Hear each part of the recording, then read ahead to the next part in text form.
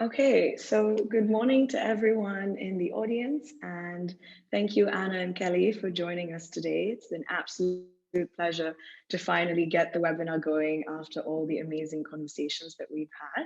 So I just want to introduce the topic to everyone. So the topic of this webinar is why is employer branding important for recruitment?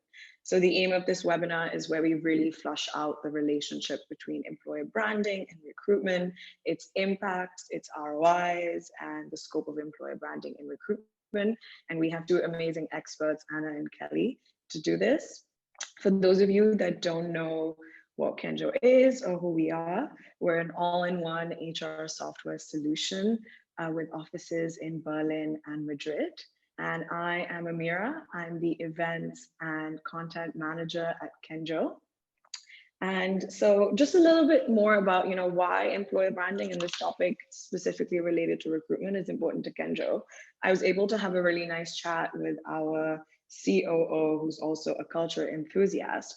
And he put it very clearly that employer branding is kind of like expectation management, where the candidate life cycle, employee life cycle, and even the exit and alumni phase of an employee should always be consistent. And the communications that you give out of your employer branding should match the lived experiences of those employees.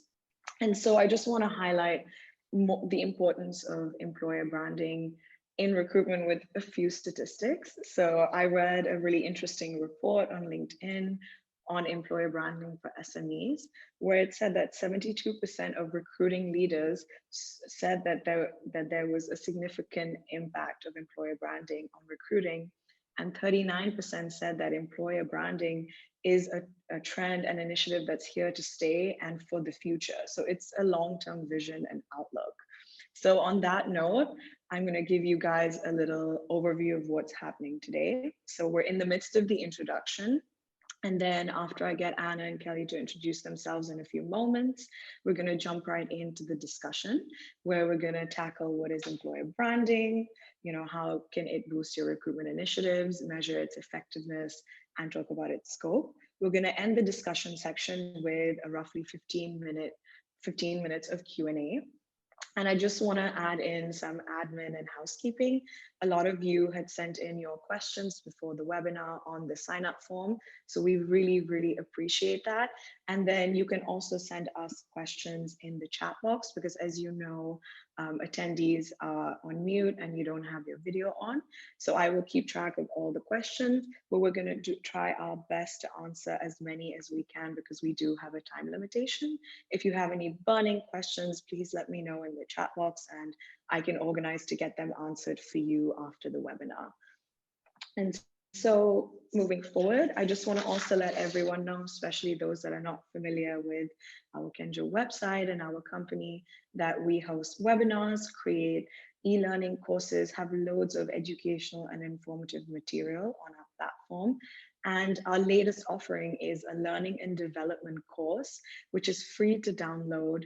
And I don't know if you guys know this, but learning and development has a significant impact on attraction and retention of employees because it boosts employee confidence, engagement, and motivation. So stay tuned till the end of the webinar and I'll tell you guys how you can download lesson 1 for free. And so I'm going to stop sharing my screen now and I'm going to get Anna to introduce herself and talk a little bit about Glovo. Absolutely. So hi, everyone. Nice to meet everyone virtually. I'm Anna, and I'm Glovo's Global Employer Branding Specialist. And I lead our employer branding team within the company. Our aim is to position Glovo as a top employer to key talent segments worldwide. And we do this through a variety of different employer branding initiatives, recruitment marketing, brand reputation, and so forth. And yeah, I'll introduce a bit Glovo. The first slide, please. Glovo is a Barcelona-based startup. It was founded in 2015 by Oscar Pierre, who's a Catalan guy who studied at MIT Aerospace Engineering and then moved on to work at Airbus and then eventually left that job to found Glovo. So we're the everything delivery app. We aim to connect people to their cities. We're an on-demand delivery company, so food is still at the core of our business, but we deliver a variety of different things such as groceries, pharmacy, we have a courier service, Our latest vertical is Q-commerce, which is a last mile delivery where you can have anything within your city within 30 minutes. And our mission is to give everyone easy access to anything in their city. Yeah, so these are the markets we're operating in. We're currently in 20 countries in Western Europe, Eastern and Central Europe, as well as Africa. And where you see the star is where we're #1 in new customer growth based on app downloads. So that's a bit about Glovo. Thank you so much, Anna. That was really fascinating to know the history of the company. Now I'm going to get Kelly to introduce herself and talk a little bit more about Talentful. Great, thanks, Samira. So just to introduce myself, I'm Kelly. I am the head of employer branding at Talentful. So I'm really excited about being here today and obviously to contribute to this conversation. So thank you for Kenjo for having me. I work with a number of really exciting global tech organizations and essentially help supporting them in improving their employer brand. So through data and insights, I partner with clients to gain a real understanding of how their brand is perceived, not only in the external market, but also across their candidates, employee and alumni audiences as well. And then we build creative bespoke solutions to really improve their employer brand and support how they directly attract, engage, and ultimately hire their target audience in the market. So prior to working in a branding capacity, I was a tech recruiter myself for over a decade and progressed my career into a recruitment manager before pivoting into employer branding. So I think this experience has really given me a good solid understanding of how challenging the market is, as well as how challenging recruiters' jobs are. And I have a real appreciation and understanding of the full candidate and employee experience. So just to give you a brief introduction into Talentful, in case you've not heard of us before.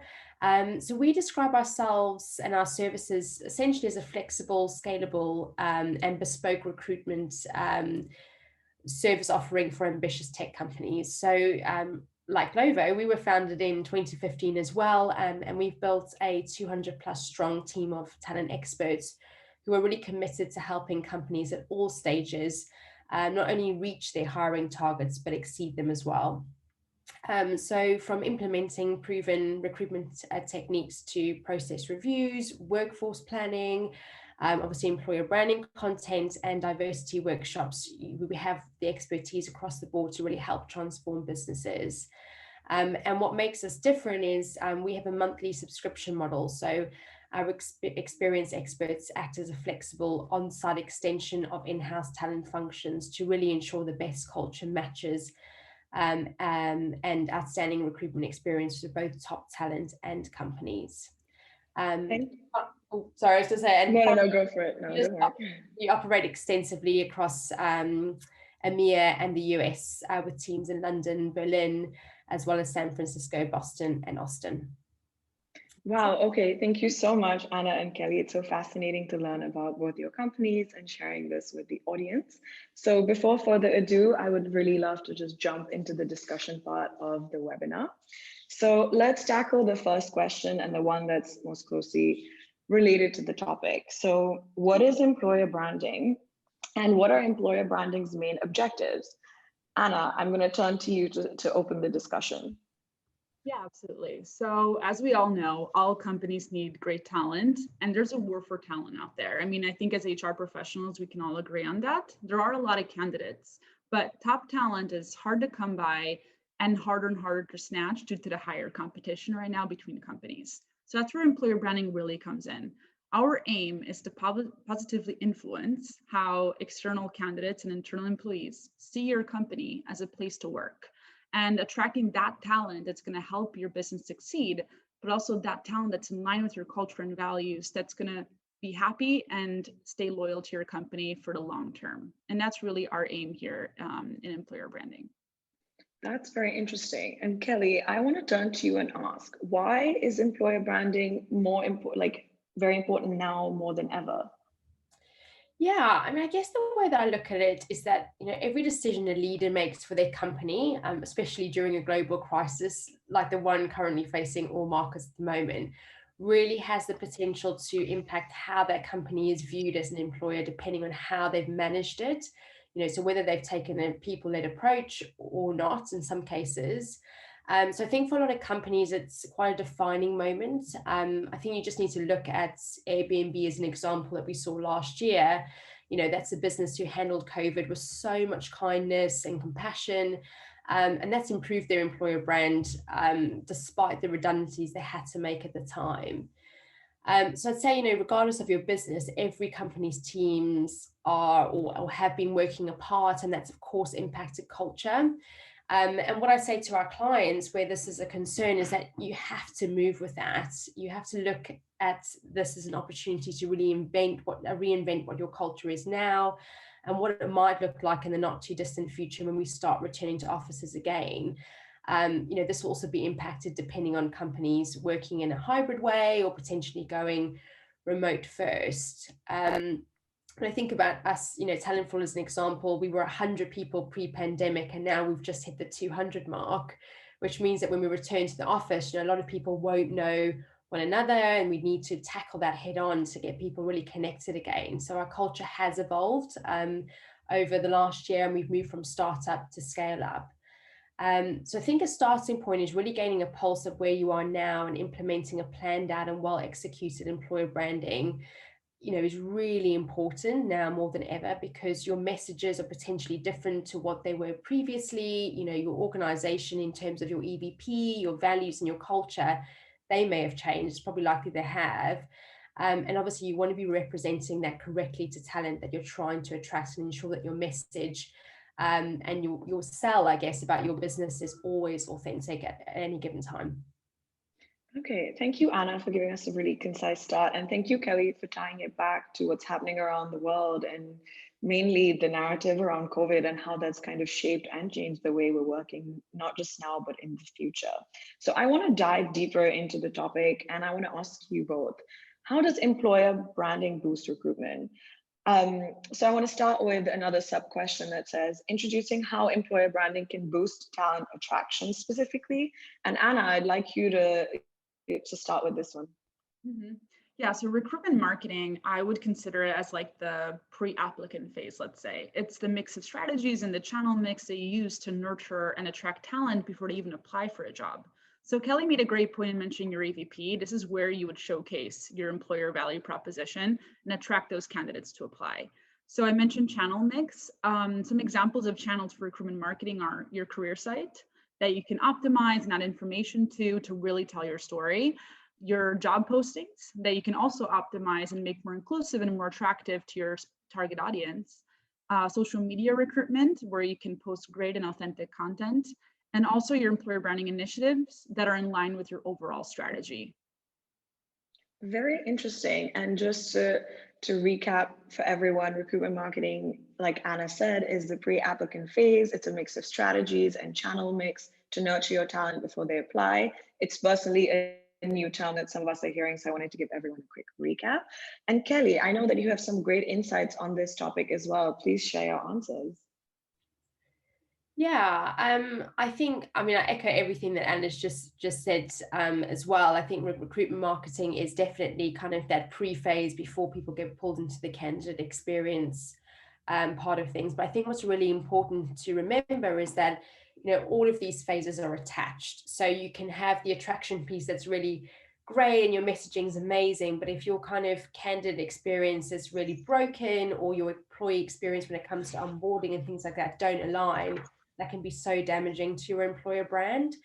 So I think when people are thinking about, recruitment marketing, their talent attraction, you've got to be thinking about your entire life cycle from beginning to end. So that is future talent, candidate experience, employee experience, all the way through to alumni, because all of those audiences can have a positive or potentially negative impact on your employer brand.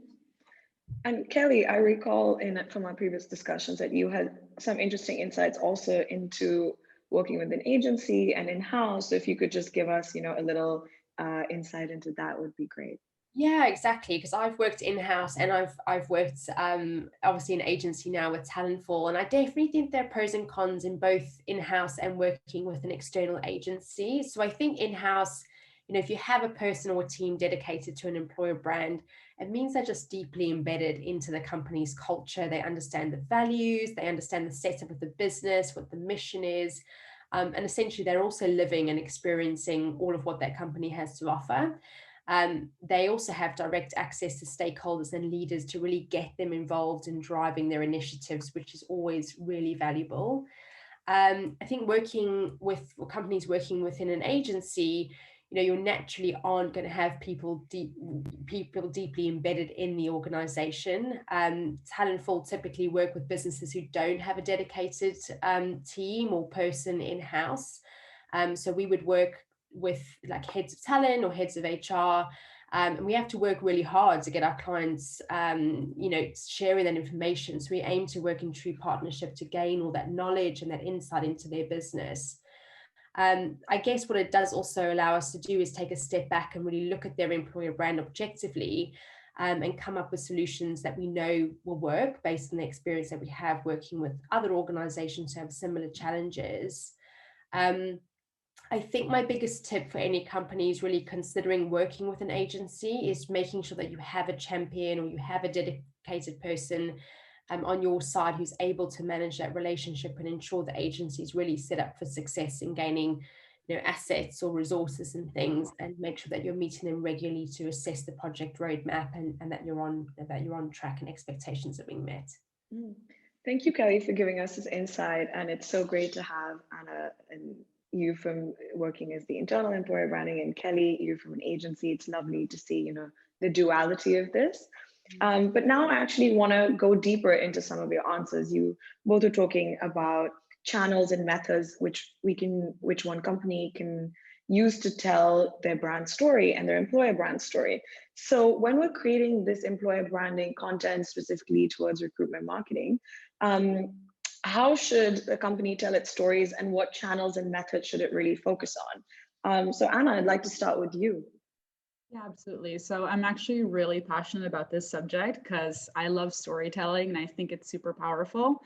So given the majority workforce right now, which is millennials, and the incoming workforce, which is Gen Z, social media is really king, I think, and focusing on those few social media channels that are right for your content strategy, but also for your target audience. I mean, I feel like there's like new ones popping up every week. Like now there's TikTok, Instagram, Facebook, LinkedIn. There's a ton that you can use. So really try to pick a few that you want to focus on.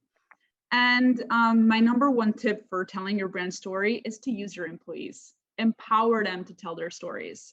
And they are your best ambassadors just because they live and breathe your culture and know what it's like to work within your company.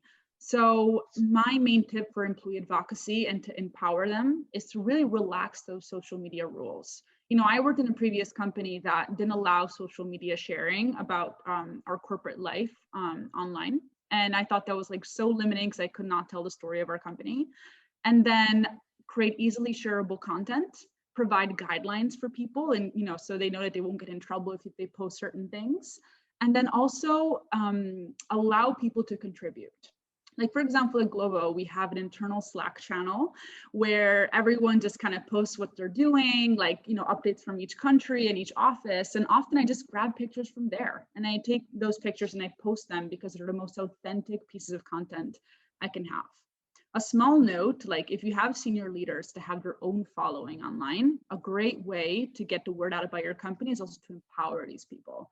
Train them about your brand and the type of messaging you want them to speak about, and kind of have them speak both about the company and the project they're doing and the specific subject that will reflect better on your brand and your company, because people will want to work for those people.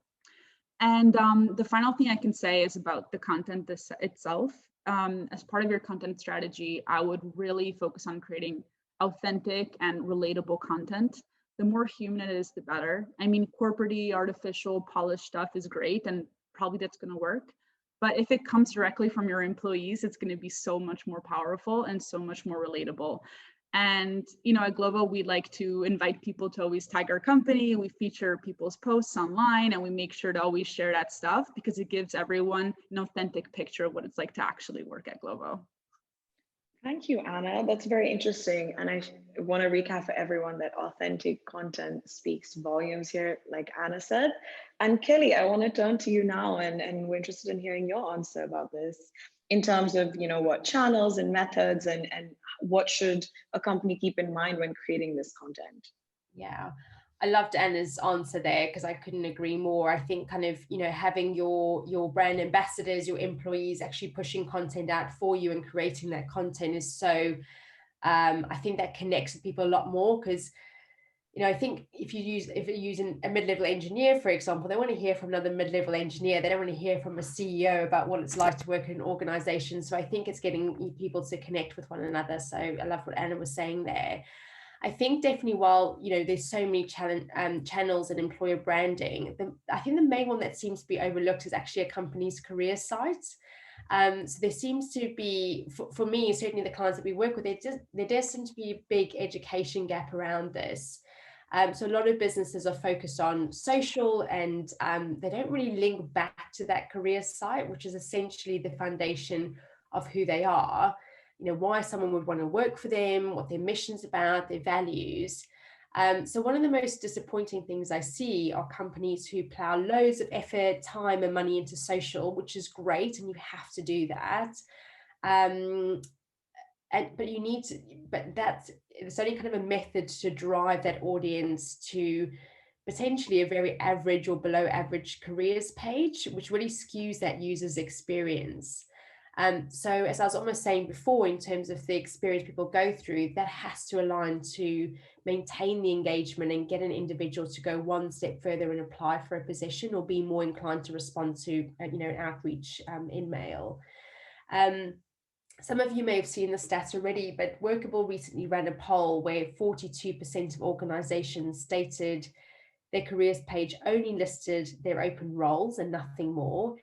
And yet after finding a job opening, 64% of candidates said they researched a company via their careers page. And 37% said that they'll move on to another job opening if they can't find information on the company. So it's pretty interesting stats, and there it obviously is highlighting the importance of your careers page.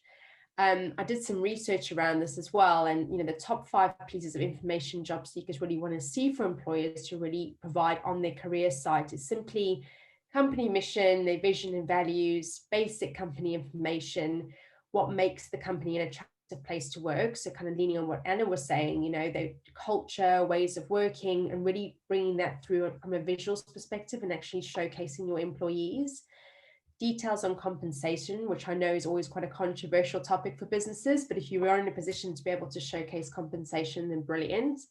And finally, company benefits. So people want to know how they're going to be looked after if they join this business. That's very interesting, Anna and Kelly. Thank you for diving into 2 parts, social media and careers page, that have a very symbiotic relationship where they work in tandem together. So that was just a quick recap for everyone.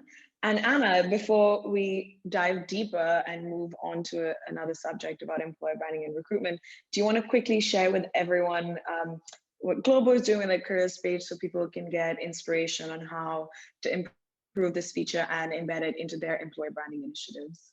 Yeah, absolutely. So first of all, I want to say I completely agree with Kelly. There's no social media without a career page, right? Because that social media, that content should lead to your career page ultimately, which is a great way to showcase your culture and values. So at Glovo, we're really doubling down on our career site efforts. Right now, we're working on revamping our current career site, and I'm aiming to build it based on our yellow book. I don't know if anyone has seen it, but we just published our Global Manifesto, our Bible, let's say, our guide to our culture and values that was actually meant for employees, but we made it open to the public.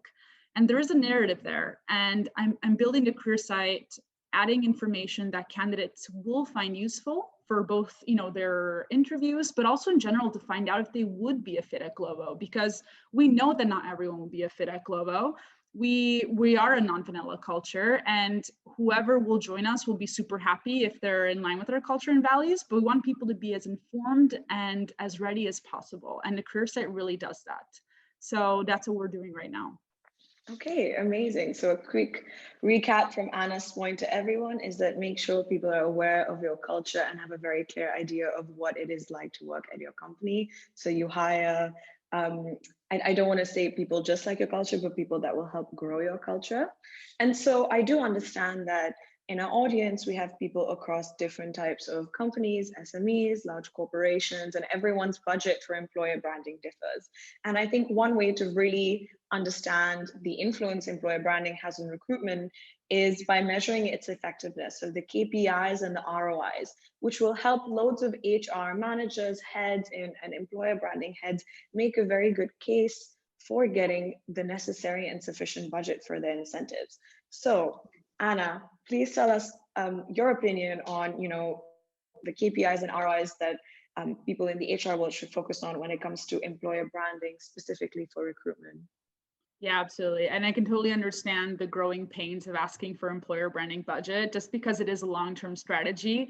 And generally speaking, you do see the ROI after a while. The ROI is real, but you definitely see it after a longer time, just because it's something that has to be built and it's an ongoing process.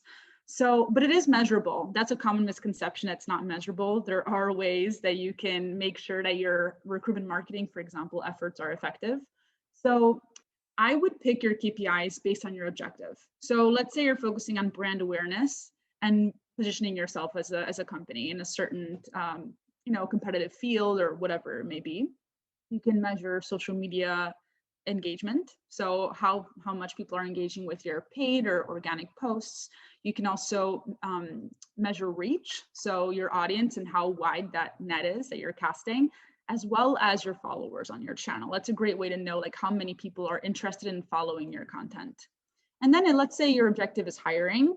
That's a completely different objective. And there you would measure lead generation, to just conversion rates from those campaigns, also the number of applications coming from your career site out of the whole application pool. As Kelly mentioned earlier, if your career site is effective, it's going to be attracting people. If they apply through that career site, that's a great way to show that your employer branding efforts are working. Okay, amazing. Thank you so much for those KPIs. And Kelly, I know you have some other interesting KPIs for us. So please share them with us. Yeah. So essentially, to rely, I guess my biggest tip here is really to rely on data and insight when it comes to measuring anything really. So I guess you only know where to start with measuring return on investment when you know the place you're starting from. So, I think essentially starting in understanding data like your cost per hire or your speed per hire, often offer acceptance rates, attrition rates, and even absenteeism. People don't really think about that, but kind of looking about how engaged your audience, your employees are. And this will then highlight areas that you're doing well in and areas that need attention and improving. So there's, obviously Anna highlighted some of them there as well. There's obviously multiple ways to measure your employer brand. And I would say that there definitely isn't a one size fits all. This will vary depending on your business and really what matters to you. So for some businesses, cost per hire isn't as important as quality of hire or speed of hire, for example. So I guess the other thing is I would always recommend starting with 2 to 3 areas tops that you want to focus on. So this allows you to be really focused, and it also helps you to kind of measure and iterate your activity. So if you realize that you're not having the desired results in one area, you're able to kind of mix things up, change things quickly so that, you're able to kind of work towards a desired result. And I think there's a lot of trial and error when it comes to employer branding, certainly when you're starting out. So I think set goals over a period of time. So, once you start an activity, measure it over 3 months, 6 months, 12 months. So you're able to measure the short and the long-term impact. And this also supports, as I said before, the kind of more interactive, the more iterative approach that you could be making. So making change when things aren't quite getting the results that you want. And kind of to Anna's point, remembering that employer branding is a long game. You're not going to get instant results, but this is a good way of kind of being able to measure it over time. Okay, thank you both for your incredibly informative answers with so much information and action for everyone in the audience to think about. So we've actually covered quite a few topics and gone really deep, from what is employer branding, recruitment marketing, what are the channels, how we should, position ourselves with our authentic voice, and the KPIs. So Anna, I have a very interesting challenge for you. In 1 minute, please, can you give us a little recap? So what are your 2 practical tips for recruitment marketing? Yeah, absolutely. So in 1 minute, my first major tip is to always be authentic, be transparent about and truthful about where you are and where you want to be. Always project in a realistic version of your company and your culture, not an idealized version, because that may be great for attracting people, but once people join, they won't stay. So always make sure to be authentic and transparent. And the second thing is empower your people. And this ties back to what I said before. Allow your employees to engage and tell your story, and engage with your brand in general. Allow them to talk about their experiences online, and empower them as much as you can, because that's going to be super important for then showcasing your culture. Okay, thank you so much for that quick, concise recap. Now, moving forward, I just want to let everyone know that we realize that employer branding doesn't work in a silo or just on its own in a company. For example, at Kenjo, for our employer branding initiatives, it's a collaboration between the marketing team and the HR people team, and it involves a lot of cross-team communication and facilitation. But at the same time, we also want to let everyone in the audience know that employer branding is not your quick fix solution to your recruiting issues or recruiting pains. Recruitment is a holistic topic, and employer branding is one important key feature that you have to also focus on. So keeping that in mind, and talking about the scope of employer branding, I want to ask Anna and Kelly, who are the other teams and participants and stakeholders that work with them in terms of recruitment to make these employer branding initiatives successful? So Anna, I'd like to start with you. Yeah, so as I mentioned before, at Glovo, we do consider employer branding a long-term strategy and an ongoing process. And it definitely is a collaborative effort and collective effort from different departments. So I like to have all stakeholders on board from the get-go. And who do I talk to on a weekly basis? So a lot of people. Diversity and inclusion, internal comms. I talk to marketing and branding. I talk to PR, talent acquisition, like most importantly. But also leadership, because obviously these are all different inputs that then go into the strategy and kind of give it a direction. So these are the people I talk to on a regular basis, but really it's a whole company effort.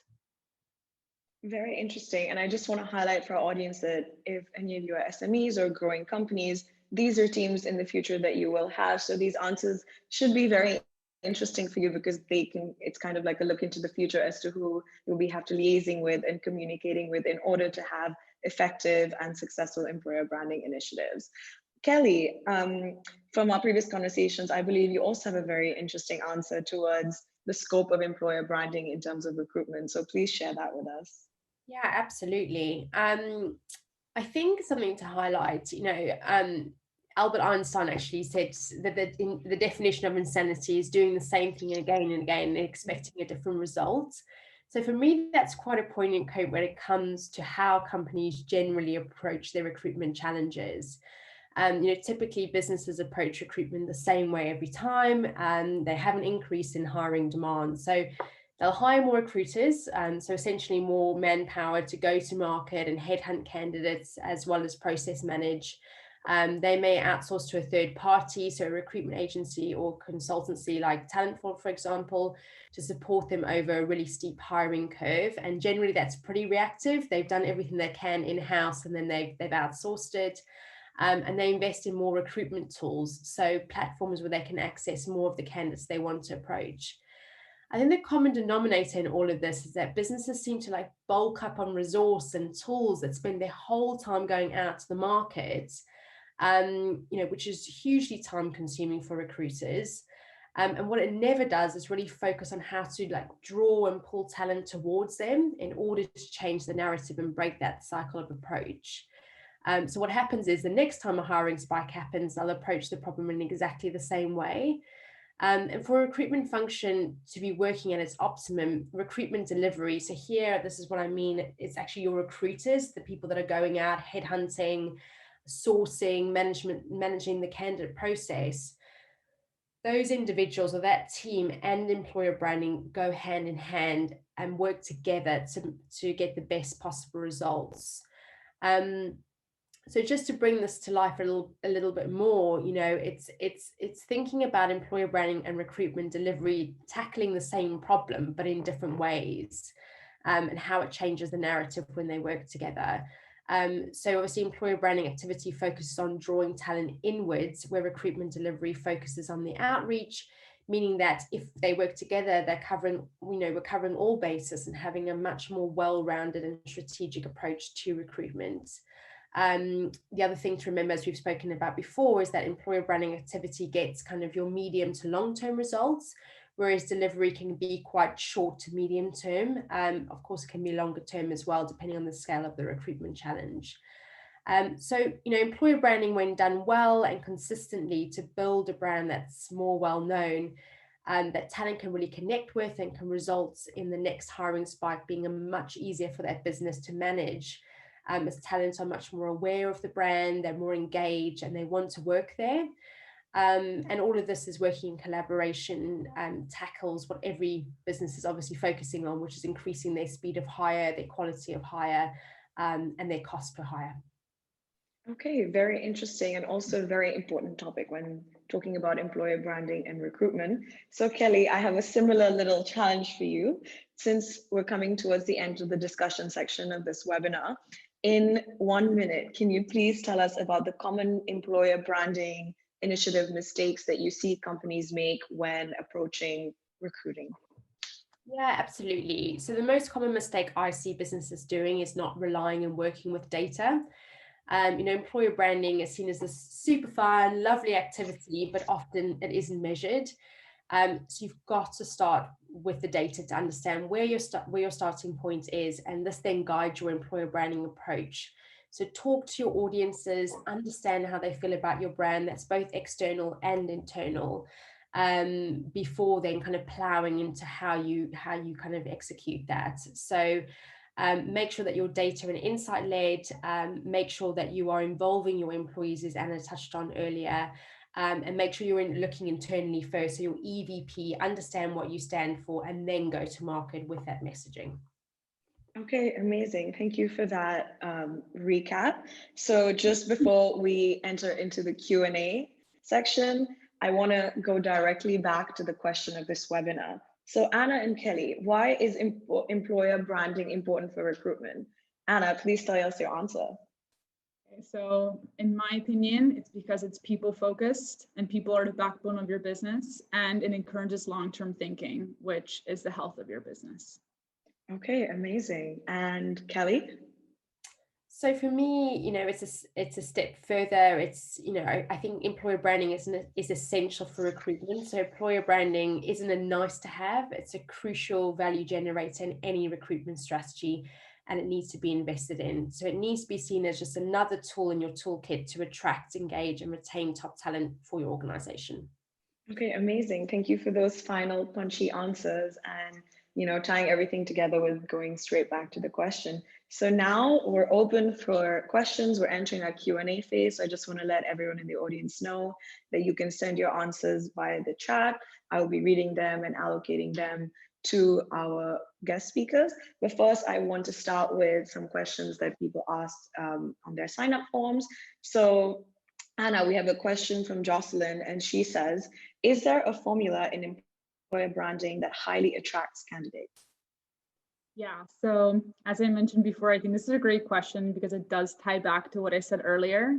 The formula, in my opinion, for successful employer branding is transparency, authenticity, and empathy. So take a really close look at your candidate experience, map out that candidate journey, identify each touch point, and kind of make it a better experience at each touch point. So either by showcasing your company more transparently, more authentically, or just caring for their needs and making sure all candidates are being listened to and cared for, the best that you can. That's really what employer branding is. It's caring about other people and being super transparent and authentic. Okay, thank you for answering that. And Kelly, we have a question from Pallavi who asks, how would you teach a company the importance of employer branding? Yeah, so really good question. I think, sorry, I keep banging the same drum, but I think it's about starting with data and insight. So understanding where you're starting from first and foremost, before then, and that will highlight what you need to change and the areas that you need to really focus on. So I think I would really start with that and kind of emphasize the importance of doing that in the first place. I think the other thing I would say is make sure that you understand your culture. So your EVP is so important to get right in the first instance. I see a lot of businesses saying, I want to work on my employer branding, and they kind of go to market, but without really understanding who they are internally. And I think it all comes and starts with the internal basis first. So who are you? What is your kind of people mission statement? What are your values? And kind of get the internal piece right first, because that's really where you want your employer branding, employer your brand ambassadors to really kind of leverage that message, and it'll be a lot easier for them to kind of go externally and push it out if they believe in it and they understand it. So starting internally first before going externally. Okay, very interesting. And we have two very similar questions. One from Sophie, who asked this question on the sign-up form, saying, what is the best way to use schools/universities to boost employer branding? And secondly, Anna just asked us a question within the same theme, saying, what experiences can you share with us working on employer branding with university fairs? Any useful tips that you can share with us to be effective? So Anna, I'm going to start with you, and then Kelly, I'd love for you to add in your answer after.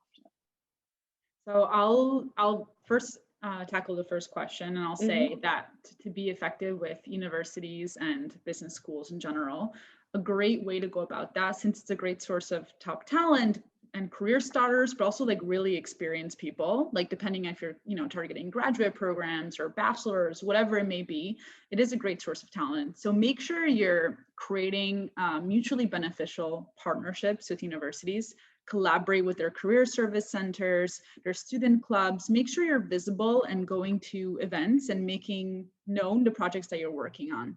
Like at Glovo, we often send speakers to talk about our different departments and teams and projects at schools so that students can get excited and interested in applying for our jobs, either our internships or our full-time positions. It really depends on what you're interested in and what the audience may be. The second part of the question, which is how to be effective. When you do go to a fair, my top thing is to make sure you're gathering information about students. Like, for example, have like a sign-up form there where they can put their email in and you can keep in contact with them afterwards. Make sure you're getting their info and also like jotting down their interests just to get a better understanding of, the types of people that you met and what, they can be good fits for. Follow up with them, send them an email, and keep them warm and interested in working for your company afterwards. Having that sign-up form, and also just in general then sending out emails with these positions will make sure that the event is actually measurable too, so you can make sure it was successful. Okay, very interesting. Kelly, do you have any insights?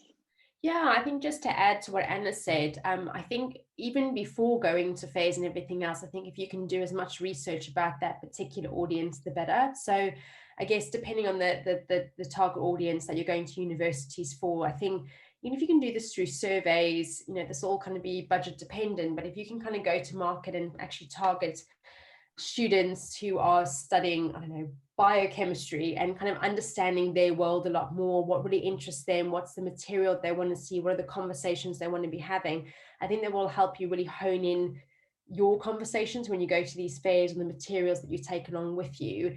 And remembering that if you're speaking to somebody who's in marketing versus biochemistry versus engineering, those conversations are totally different, and the materials you develop for those audiences are different as well. So that could just be another way of tackling and making sure that you're hitting the message in the right way.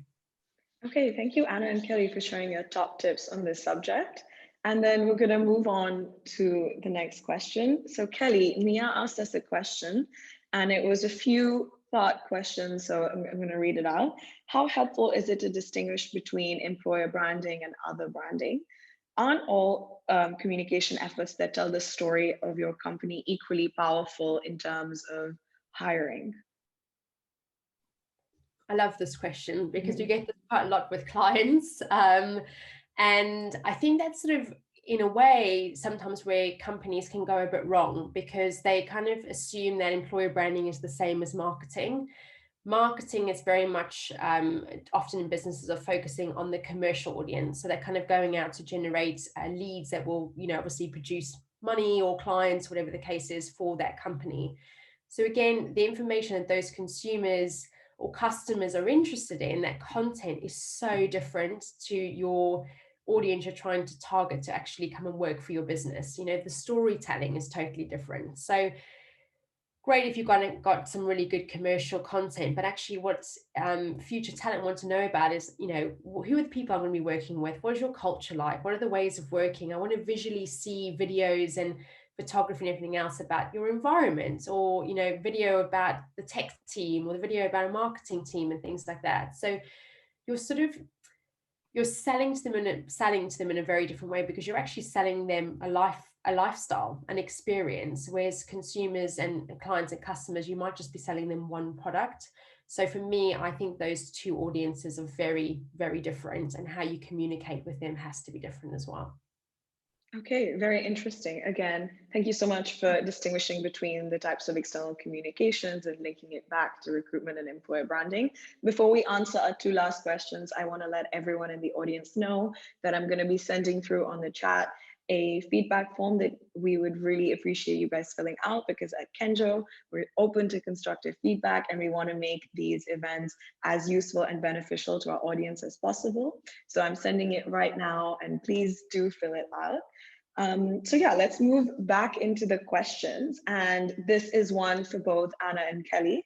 So we got a question that says, how do you build an employer branding strategy in a country where they don't know about your company? So, you know, maybe entering a new market, or so yeah.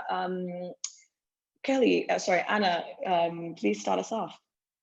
Yeah, so in penetrating a new market and expanding your employer brand, it's really crucial to actually go back to that university strategy on one side and kind of start, you know, marketing to those students, making sure that they know about your company. And then the other side is campaigns. So kind of casting that wide net, as we mentioned before, right? Having that targeted audience, but also being able to kind of have exposure to multiple people within a country that you're not operating in.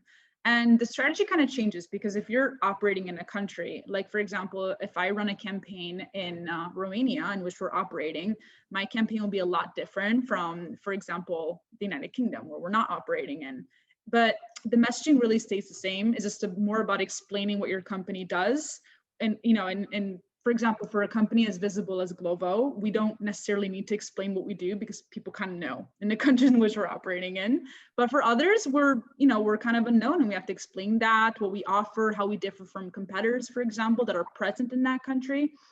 And but the messaging really stays the same. The narrative is always your brand, what you stand for, and what you do and why you do it. Okay, Kelly, would you like to add to this? Yeah, I totally agree with everything that Anna's just said as well, like making sure that your messaging is consistent, even if it's delivered slightly differently. When we kind of work with businesses that go into new territories, we kind of call this the land and expand. So I think definitely starting with market research, market insight, understanding that country or that region in a lot more detail, because perhaps it's, you know, you as the individual owning that project don't know anything about that area. And I think very much leaning on your employees to create assets and material that you can then drive and push out to on those social channels. So I think there's the organic element of it to kind of create presence. But as Anna said, I think also kind of running specific targeted campaigns so you can get really broad in terms of your reach, but you're still targeting people that are relevant for the roles that you're trying to hire, or, you know, where you want to educate that particular audience about your brand. So, yeah. Very interesting. And Anna, I really picked up on your point where you said must be aware of the other competitors in this new land. And I think that's something really important that we all can learn from. What is the employer brand of other competitors or competitors in that new land that we can, you know, keep an eye out on, and just also see what's happening in that market space. So I think that's also a very important top tip for the audience that I just wanted to highlight. We have a very interesting question from Kerwin. He says, do you have any tips on how employer branding can look like in startups where there is usually neither a large HR, marketing, nor PR department? So if any of you would like to start first. I'm happy to start this one. Okay, yes. I think this is really interesting, and sometimes that's the challenge that we face as well with startups, where, you know, they're kind of only 8 people. So in terms of creating assets and visual assets and everything else, it's quite limiting. But I think actually, if you've got the money available to you, is actually partnering with an external PR company. I think in creating those stories, not only about where you are at the moment, so the culture you're trying to build, and actually, you know, what is the mission you're trying to go on? If you're on this big, you know, if you're looking to really grow your team within the next year, talking about that kind of thing, like what you're trying to do, you know, like the people that you're trying to hire and everything else. And I think you can create articles out of that. And I think it's really partnering with the PR agency who can then push those stories out to the right audience, rather than just going on LinkedIn and think, oh, I'm gonna try and infiltrate the social channel. I think it's taking a slightly different tack there when you're totally unknown and you're really at the beginning stages. And Anna, what are your insights into this? Yeah, so I have a pretty specific example, actually. When I first joined Glovo, which was about now a year and 8 months ago, something like that, employer branding was done by everyone. So everyone was doing their thing. You know, talent acquisition was saying their own messages of what they thought working at Glovo was like. Marketing had their thing, and then, you know, leadership was saying their own thing. So everyone was doing a bit of employer branding. And then my job when I joined the company was to connect all of those dots and just like centralize everything into one process, one direction, one message. And that was super fun, super difficult. But if you're on a low budget, I completely agree with Kelly. On one side, you can hire a PR agency because obviously they're the experts that can guide you through that process at the beginning.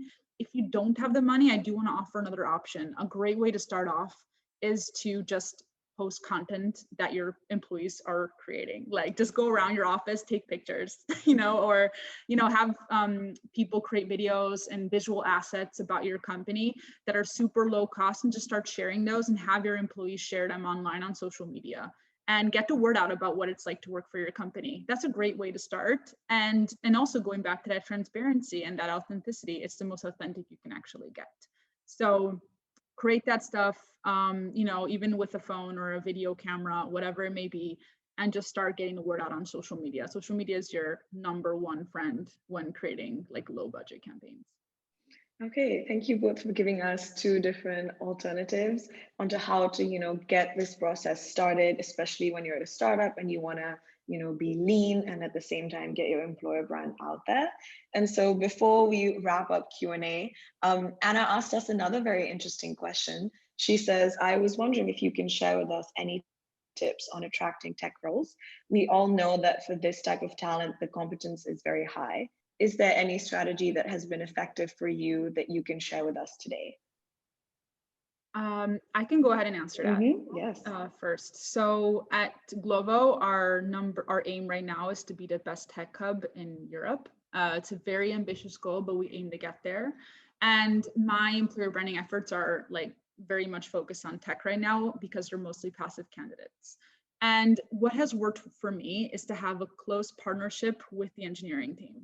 Talk to them, get to know what they're working on, have regular conversations with engineers and, you know, data professionals, whatever it is that you're, you know, target audience that you are targeting, and kind of, you know, get that insight and then create campaigns and content based on those projects and give back to the developer community.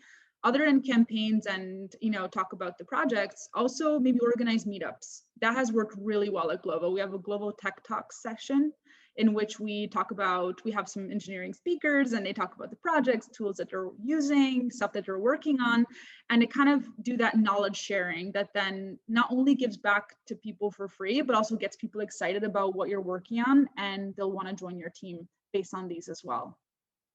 Okay, that's very interesting. A top tip is, you know, like tech talks and get the word out there about your tech team and the engineering team. Kelly, would you like to add something to Anna's answer? And I think that was the perfect answer. I probably wouldn't change anything about that. I think the other thing just to add is, you know, get your engineers to share that content and kind of push that out on their own channels and stuff. Because as I mentioned before, you know, engineers want to hear from other engineers. That's the only thing I would add. Okay. I want to add one thing to that. Yes. Kelly made a great point. And yeah, get engineers to share that content, write those articles, you know. Yeah. The thing is that can be sometimes challenging because, you know, it's hard to get people to do extra work on top of their already probably like very busy schedules. So if you're an HR leader or a team leader, make sure it's part of the engineer's objectives, OKRs, and to create that content. Yeah. I just want to add that because it's so important, and it's just something that's being overlooked a lot. Okay, no, thank you so much for adding that in. It's important for us to hear it and learn from your answers as well. So that wraps up our Q&A session, but people in the audience, please don't go anywhere. I have interesting news for you guys, which is our closing remarks and post-webinar communications with you all. So I'm going to share my screen now and go back to the PowerPoint for you guys. So we've heard our amazing guest speakers, Anna and Kelly, talk a lot about the employee experience, the candidate lifecycle experience, and how important that is. I just want to share with you guys that at Kenjo, we have a performance review feature, which can be very easily customized to your needs of your organization. But at the same time, why is this important? Because it helps improve culture. It helps to facilitate a feedback communication. It helps to understand where your employees or where people in your organization need to improve. It helps to build a career plan for them and plan for the future and kind of think about your employees and their performance and their work in a holistic sense. So in the post-webinar communications, I'm going to send out emails. We're going to send out emails to everyone with the recorded link of this webinar, the link to download the free L&D course, and links where you can free trial Kenjo's software for 14 days and also sign up for a free demo where you can see and witness and kind of get a feel of our performance management software, which performance management will directly impact your employee experience, which, like Anna and Kelly have spoken so much about, then your employees are more motivated to be your culture ambassadors and really share the lived experiences of the company culture on social media and with the wider audience. So with this in mind, I want to say a very, very big thank you to Anna and Kelly for sharing their amazing insights, top tips, answers, and for just being incredibly present and enthusiastic about this subject. And it's been an absolute pleasure collaborating with you both, learning about Glovo and Talentful, and also taking away so many interesting insights and actionable tips to set up employer branding initiatives to target recruitment. So thank you both for being here today. Thank you for having us. It's great. Okay, thank you so much. And thank you so much in the audience to everyone for being here today. I hope this was very helpful and interesting to you all. And look out for our post-webinar communications for more information. Thank you, everyone, and have a lovely rest of your day. Bye-bye. Bye.